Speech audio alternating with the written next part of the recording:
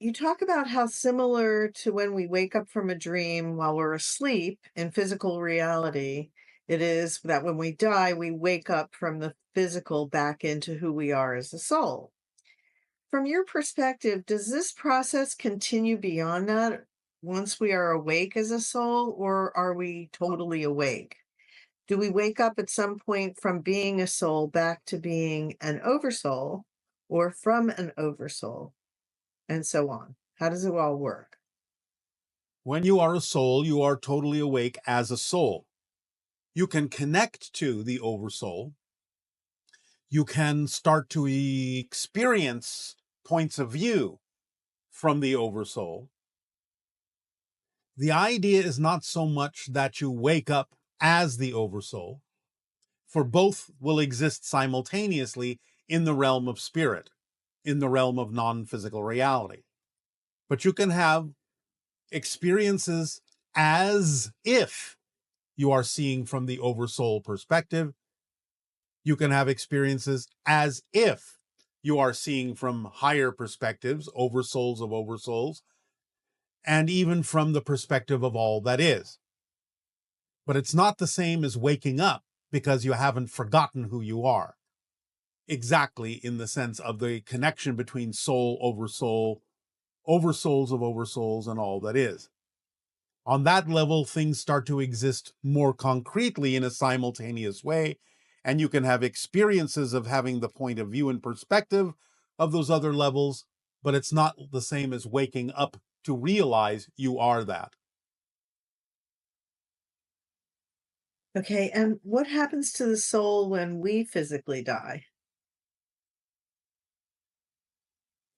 What do you mean? You become the soul. You are the soul.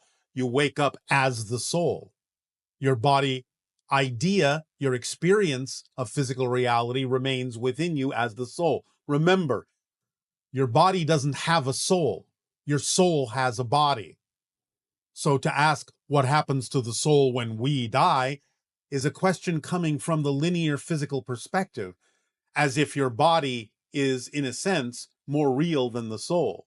You are a soul, and when you die, in a sense, you absorb the experience you had within the soul of the physical being that you created within the soul. Again, similar to the idea of as you grow as an adult, you absorb the experience you had as a child. But you are now an adult, yet you can call upon the experiences you've had as a child. So, as a soul, you can call upon the experiences you had from the physical perspective, but all that happened within the soul. Okay, and if we are all living past and future lives in the present moment, then why is it that when babies are born, they need to relearn how to be human? Need to relearn the simplest things like how to talk, count, and interact with people. It is like they are discovering the world for the first time, but it's not the first time because we have many lives before and after. But it is the first time for that personality. Your sentence is mixing the idea of the physical persona and the soul's experience when you say we. So the idea is you are creating a new physical persona that is injecting itself into the experience of physical reality and choosing to forget who it is so it can rediscover who it is from a new point of view. So it is the first time for that personality, and there has to be that first time experience for that personality to absorb all of the belief systems that are representative of the challenges that the soul chose to face as that unique new personality from a linear perspective. So that's why you have to forget who you are as a soul, even though you may be able to access all sorts of incarnational experiences that coexist simultaneously from the soul perspective. From the physical perspective, this is you uniquely for the first time. And therefore, you have to learn things in the way that it is relevant for that personality to learn how to talk and walk and reconnect to things in a way, or connect to things in a way for the first time, to satisfy what that physical personality's journey is all about, which is going to be completely different from any other personality's journey.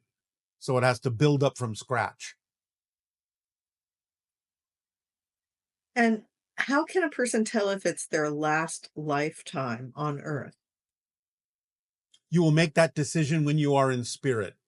You cannot necessarily know that decision now. You may feel that there is a good chance you might choose that when you are back in spirit, back as the soul. And therefore, as the soul, you may say, yes, that was it. And now I'm going to move on.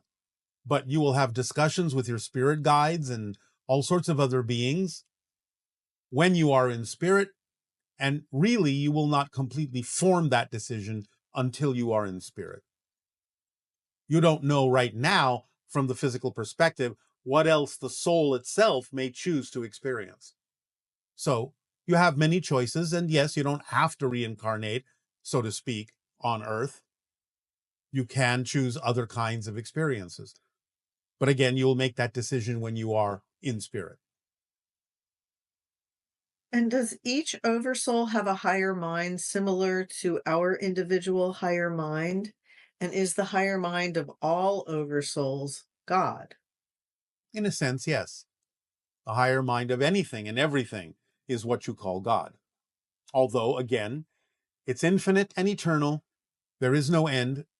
And even the idea of all that is can have a higher mind of a multitude of all that is. And is our soul our higher mind? Yes, same thing. The And do soul animals? is the higher mind because that is the portion that is still experiencing itself as spirit, as a soul. So that becomes the higher mind, the guide for the physical personality the soul has created within the center of its being. Um, and do animals have higher minds? Yes, because animals have souls, and the soul is the higher mind. How is an animal soul different from a human soul? It's different in purpose, it's different in vibrational frequency, it's different in intention, it's different in focus. The energy is the same, the essence is the same, but the vibrational patterns that determine what it is are different. It's like saying electromagnetic energy, light, is light, whether it's visible light, invisible light, red, green, yellow, blue, whatever. It's all made of the same stuff, so to speak, but the different frequencies determine that it appears and presents itself as different in terms of its effect.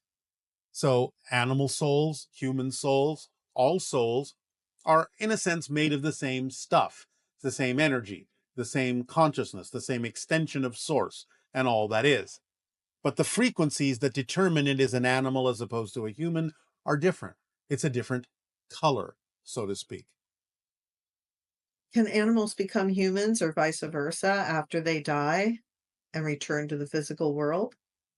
There is a type of progression where, from your perspective, it can appear that an animal consciousness has evolved into expressing itself as something like a human consciousness. It is unlikely that human consciousness become animal consciousness in an incarnational sense. Human consciousness can perceive itself and experience itself as an animal consciousness, but not necessarily physiologically. It is something that happens on the spirit level, in the spirit realm, in a certain way that you can experience while you're physical, but it's not like you're actually incarnating as an animal physically. And are there an infinite number of souls to match one for each parallel human individual? Yes. And if we create vibrational representations of other souls' energy, but are not actually interacting with those energies directly in the material world, how is it possible that we can interact with anyone but ourselves? Because you're picking up on the vibrational frequency of another, and you are using that frequency in part to create or co-create the version that you're interacting with, made out of your energy. So When you make a simulation of another being, part of that simulation contains the frequency differences in that other being so that they do, in fact, appear different to you. The fact that you can perceive them as a different person is the clue that you are utilizing some of their frequency to create that representation, even though you're creating it out of your own consciousness and out of your own energy in order to have something to interact with. So the differences, the fact that you see it as a different person, is representative that you are incorporating into that simulation some of their frequency to represent themselves that way. Is it possible to fully experience ourselves as our higher selves? Yes, when you die, but you can have a version of yourself by getting very close to the idea, in the same way we have expressed that we are quasi physical. On the chart that we have given you for this particular transmission, you will see the idea on the right hand side of the fourth density human, where the physical mind has expanded back closer to being the level of the soul. And then you see above that the version that represents non-physical reality experience as an astral form or a near-death experience form. We are in the middle between those two, where we are very close to the idea of being the astral form, the spirit form, but we still retain physical attributes. That's why we are quasi-physical. So we represent as best as possible the idea of our higher minds, the soul, in physical terms by being quasi-physical, by having attributes of both the soul level and the physical level in a balanced and blended way. That's how you do it. It's not exactly the identical experience of being the soul, but it is a very close representation while still experiencing yourself to some degree as physical. And can soul fragments from the same higher self or oversoul be family members? For example, can cousins be soul fragments from the same higher self There's no or such thing untransformed? as soul fragments. There are souls. If you're calling a fragment one of the souls that is connected to an oversoul, well, all right, then we understand your terminology. But there are no soul fragments. Souls are whole beings. Okay, and is it true that twins have the same oversoul? They can, they don't have to, but they can. It may be very likely, but it doesn't have to be absolute.